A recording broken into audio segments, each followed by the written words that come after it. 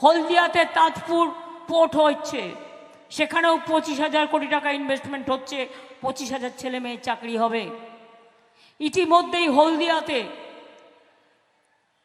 17,000 কোটি টাকা ইনভেস্টমেন্ট হয়েছে এবং 1 লক্ষ ছেলে মেয়ের কর্মসংস্থান হয়েছে।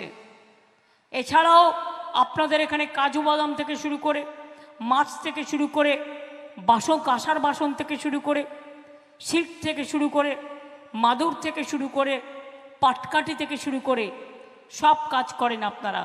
আপনাদের অনেক কিছু করবার উৎসাহ আছে এবং আপনারা করেন।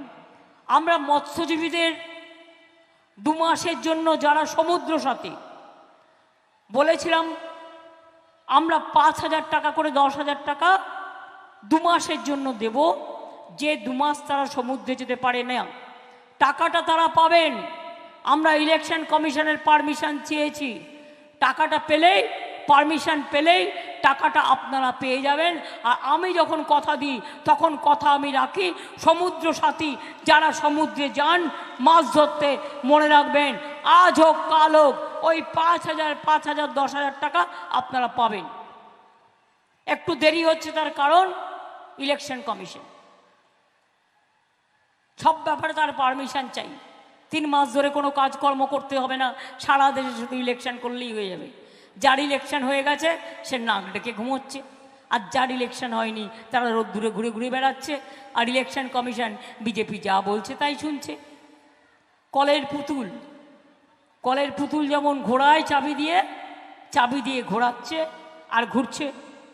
মনে রাখবেন, হলদিয়াতে আমি রেলমন্ত্রী থাকাকালীন দীঘা তমলুক কে করেছিল মনে আছে না? ভুলে গেছেন? আমরা তো তাড়াতাড়ি ভুলে যাই, তাই না? দীঘা তমলুক করে দিয়েছিল কে? মনে পড়ে? নামটি মনে পড়ে? 9 মাসের মধ্যে করে দিয়েছিলাম দীঘা তমলুক। মাথায় রাখবেন, আমি না থাকলে কোনো দিন দীঘা তমলুক হতো না। রেলমন্ত্রী থাকাকালীন Haldia Asansol express, Haldia Chennai express, Puri Digha express, Panskura Haldia double line, হলদিয়াতে ডিএমইউ কোচ ফ্যাক্টরি, এছাড়াও মনে রাখবেন Tamluk Digha rail line, Digha Jaleswar Puri rail line, Digha Kalichak rail line, Tamluk Basulia Sutahata double line, Malda town Digha express via Rampurhat, এগুলো আমি করেছি। আর হলদিয়া বন্দরকে যুক্ত করেছিলাম রেলের সাথে, যাতে হলদিয়া বন্দরের সুবিধে পায়। দীঘায় হেলিপ্যাড পার্মানেন্ট, দীঘা হেলিকপ্টার সার্ভিসও চালু করিয়ে দিয়েছি। কি হয়েছে কি হয়নি একটু মনে করিয়ে দিচ্ছি কথাগুলো। তাম্রলিপ্ত মেডিকেল কলেজ হয়েছে কি হয়নি? নতুন মেদিনীপুর ডিভিশন হয়েছে কি হয়নি? 1,400 কোটি টাকার জল প্রকল্প নন্দীগ্রাম 1, 2 এবং নন্দকুমারে দেওয়া হয়েছে কি হয়নি? নিমতৌড়িতে পুরো বিল্ডিং তৈরি করা হয়েছে। আর যার কাছে বিচার পাবে, কানে দিয়েছে তুলো আর পিঠে বেঁধেছে কুলো। আর সাংবাদিকদেরও বলিহারি যাই, কিছু না কিছু তো রিলেশন ওর সাথে আছেই, থাকতেই পারে। বাট টাকা পয়সার রিলেশনটা কেন? টাকা পয়সার সম্পর্কটা কেন? ও যা বলে আপনারা তাই করেন? আপনাদের মিনিমাম ধর্ম তো থাকা উচিত। যারা নেন না তাদের আমি স্যালুট করি, এর মধ্যেও 2-1 নিশ্চয়ই নেন না, কিন্তু যারা নেন তাদের নামটাও আমি ভালো করে জানি। মনে রাখবেন, মানুষ ছাড়া কাগজ চলে না, আর মানুষ ছাড়া টিভিও চলে না। এবার আমি আপনাদের কয়েকটা কথা বলি। সামনে ইলেকশন, মোদিবাবু কি বলছেন, আমি ওনাকে মোদিবাবু বলে বলবো না এখানে, আমি গ্যারেন্টি বাবু বলে বলবো, আপনারা বুঝে নেবেন। যেমন গদ্দার বলি, নাম বলি না, তেমনি এখানেও আমি নাম বলবো না, আমি গ্যারেন্টি বাবু বলবো, ঠিক আছে? তিনি কি বললেন? বিনা পয়সায় চাল দিচ্ছেন, 2 বছর ধরে 1 টাকাও দিচ্ছেন। বলুন, হয় আপনি ক্ষমা চান, আর তা না হলে বলুন যে আপনি টাকা দিয়েছেন চালের। 420 নতুন গ্যারেন্টি। জিজ্ঞেস করুন, বলছে বাড়ি বাড়ি গ্যাস চলে যাবে। টিভি খুললেই দেখাচ্ছে, রেডিও খুললেই দেখাচ্ছে, ইউটিভি খুললেই দেখাচ্ছে, সংবাদ মাধ্যম খুললেই দেখাচ্ছে। কি বাড়ি বাড়ি বিনা পয়সায় গ্যাস পেয়ে গেছেন? কি মা বোনেরা আমার গ্যাস পেয়েছেন? গ্যাস দিয়েছে বিনা পয়সায়? তাহলে যে মিথ্যে কথা বলছে, এর উত্তরটা কি হবে? এর উত্তরটা কি হবে? তার মানে গ্যারেন্টি বাবু 420 গ্যারেন্টি গ্যাস বেলুনের থেকেও বড় গ্যাস বেলুন। No guarantee.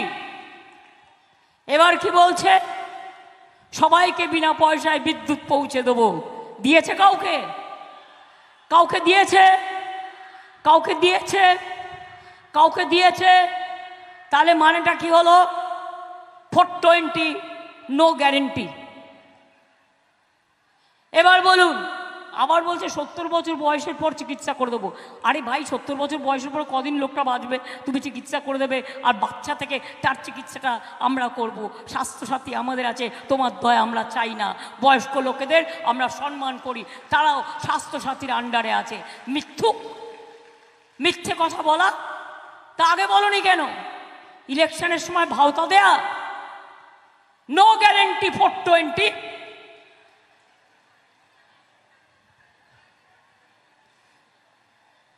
হাজার টাকা গ্যাসের দাম।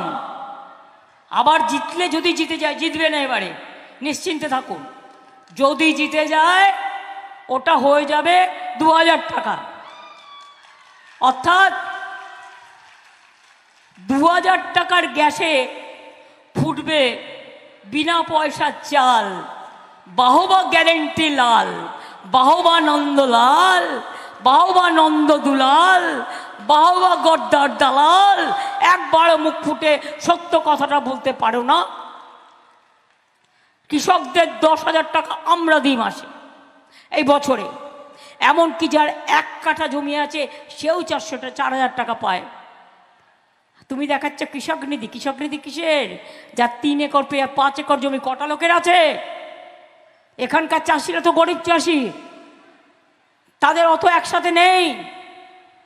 1 বিঘে থাকলেই ভাববে ওই 1 বিঘে জমিতে আমি চাষ করব।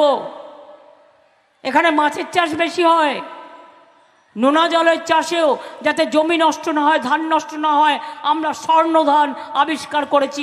স্বর্ণ ধান তৈরি হয়েছে।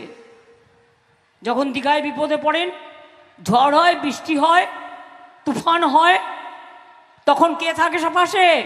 আমরা থাকি। সেন্ট্রাল 1 পয়সাও দেয়, 1 পয়সাও দেয় না, মিথ্যে কথা বলা ছাড়া। তা ভোটটা দেবেন কাকে? নো গ্যারেন্টি 420-কে আবার দেবেন? বাপ বেটা তো ছিল, কোন কাজটা করেছে 10 বছর? আমাদের মন্ত্রী হিসেবে যতদিন ছিল, যা পেরেছে তা করে খেয়েছে, লুটে নিয়েছে।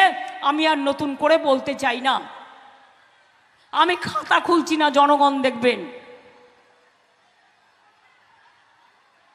শুনুন, এদের আমার চেনা আছে। যখন তৃণমূল কংগ্রেস তৈরি করি, বাপও ছিল না, বেটাও ছিল না।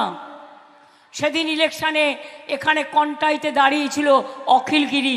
ওনারা নয়, ওনারা তখন কংগ্রেসের হয়ে দাঁড়িয়েছিলেন এবং তখন তারা 3rd পজিশনে পেয়েছিলেন। গদ্দারও আমার হাত দিয়ে জেতবার আগে অনেকবার ইলেকশানে হেরেছে। আমি অনেকবার ইলেকশন করতে এসেছি। আমি ছোট্টবেলা থেকে রাজনীতি করি, আমি এগুলো জানি। যাদের নিজেদের হাজার লক্ষ কোটি কোটি টাকার সম্পত্তি, যারা বড় বড় মাফিয়া, আজকে তারা বিজেপিতে কেন গেছে জানেন? টাকা বাঁচাবার জন্য। ভাজপা ওয়াশিং মেশিন, এই যে মাইকগুলো দেখতে পাচ্ছেন, এই রকম একটা ওয়াশিং মেশিন ধরে নিন। Washing machine Bhajpa, washing machine Bhajpa, washing machine Bhajpa.